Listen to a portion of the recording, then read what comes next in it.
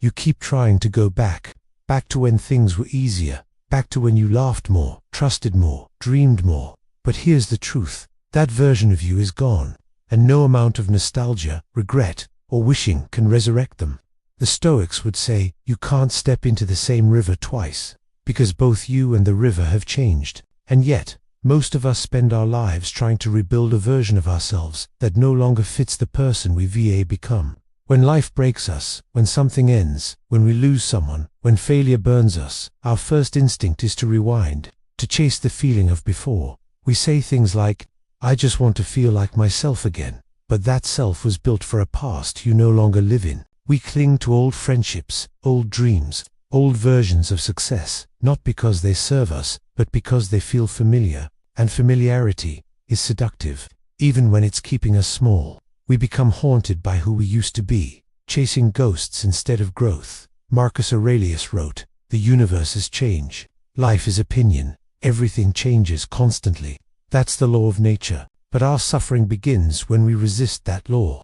The Stoics saw change not as loss, but as nature doing what it must. Just as fire burns and rivers flow, time transforms. So when you say, I miss who I was, what you're really saying is, I miss the illusion of control that version of me gave. But the truth is, you were never in control.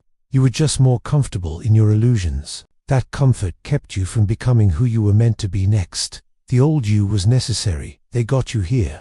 They survived heartbreak. They learned through failure. They carried you across the storm. But they weren't built for what comes next. Trying to bring them back is like trying to light wet wood. It won't burn, no matter how much you try. You have to let the ashes fall. Because the new you, the wiser, stronger, calmer you, is born from those ashes. It's not about returning.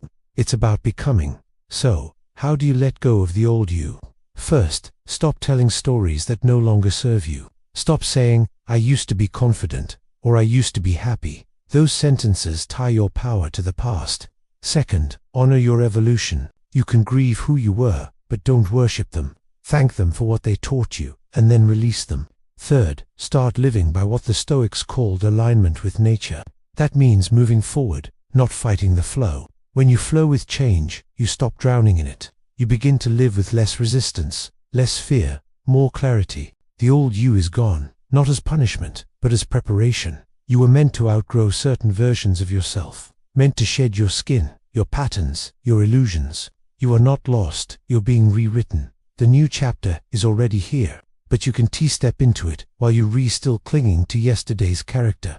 So ask yourself, who are you becoming when you stop trying to be who you were? Because the moment you stop chasing the past, you finally step into your power. And for the first time, you meet yourself,